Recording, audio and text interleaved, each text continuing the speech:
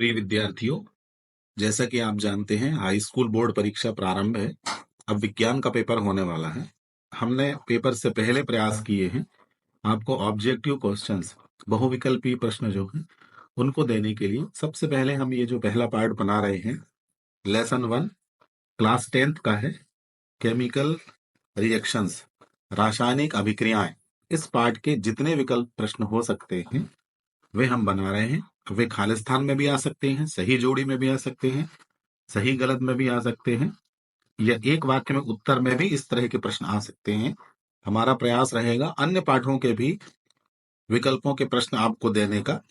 यह विज्ञान शिक्षिका शासकीय हाई स्कूल माजीपुर में कार्यरत कविता विश्वकर्मा मैडम के द्वारा बनाया गया है। आइए देखते हैं प्रश्नों। प्रिय विद्यार्थी नमस्कार। आज कक्षा 10वीं विज्ञान वस्तुनिष्ठ प्रश्नों का महत्वपूर्ण संग्रह आपके सामने प्रस्तुत है। अध्याय 1 रासायनिक अभिक्रिया और समीकरण से। जिन अभिक्रियाओं में ऊष्मा का अवशोषण होता है उन्हें ऊष्माशोषी अभिक्रिया कहते हैं। किसी रासायनिक अभिक्रिया में भाग लेने वाले पदार्थ कहलाते हैं अभिकारक। लंबे समय तक सेवन न करने पर सूखे मेवे सड़ जाते हैं क्योंकि वे विकृत गंधी हो जाते हैं। 6Fe2O3 plus 2Al equal to Al2O3 plus 2Fe। ऊपर दी गई अभिक्रिया किस प्रकार की अभिक्रिया? इस अभिक्रिया में पूछा है कि यह संयोजन है, वियोजन है, द्विविस्थापन है या विस्थापन है।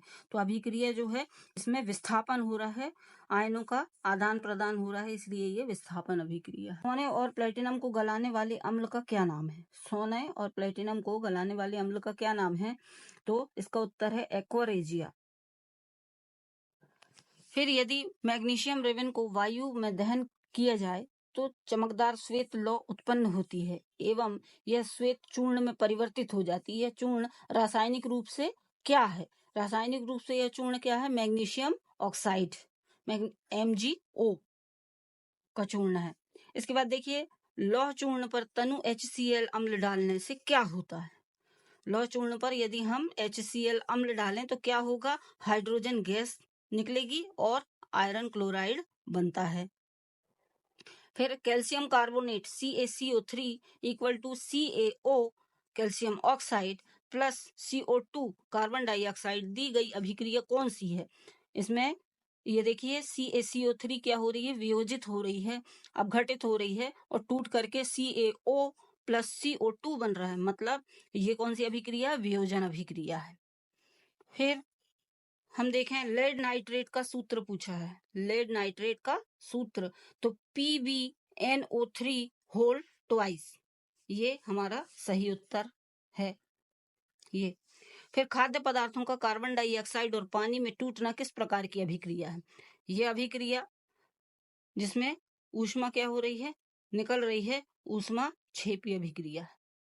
फिर एक प्रश्न पूछा गया था सेट ए और बी में अभ्यास प्रश्न पत्र में Fe2O3 plus 2Al equal to Al2O3 plus 2Fe, ये किस तरह की अभिक्रिया है? विस्थापन अभिक्रिया है। किसी रासायनिक अभिक्रिया का प्रतीकात्मक निरूपण रासायनिक समीकरण कहलाता है। जब हम अभिक्रिया को लिखते हैं तो उन्हें संकेतों के माध्यम से लिखते हैं, इसलिए उनको हम रासायनिक समीकरण कहते हैं। ऐसी अभिक्रियाएं जिनमें एकल अभिकर्मक टूटकर छोटे छोटे उत्पाद बनाता है वह अभिक्रिया कहलाती है वियोजन अभिक्रिया। ये भी इम्पोर्टेंट है।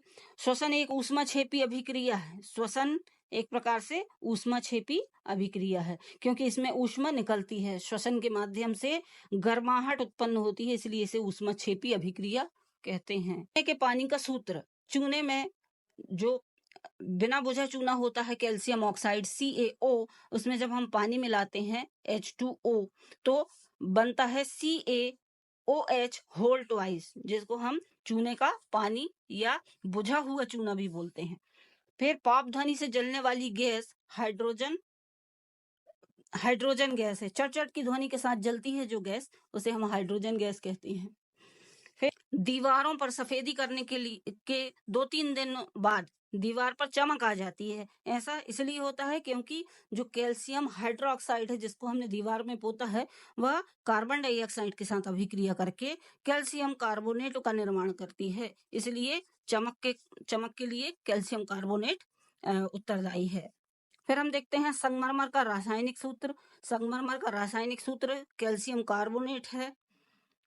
और बिना बुझे चूने का सूत्र हो गया कैल्शियम ऑक्साइड। कैल्शियम ऑक्साइड का ही सूत्र कैल्शियम CaO है। कैल्शियम हाइड्रोक्साइड का, या जिसको हम कहते हैं बुझा हुआ चूना, CaOH whole twice. Calcium carbonate का सूत्र CaCO3 है। और हम देखते हैं कि सोडियम हाइड्रोजन कार्बोनेट का सामान्य नाम खाने का सोडा है, NaHCO3, जिसका सूत्र है। तब तक आप चैनल को देखते रहिए, लाइक करिए, सब्सक्राइब करिए।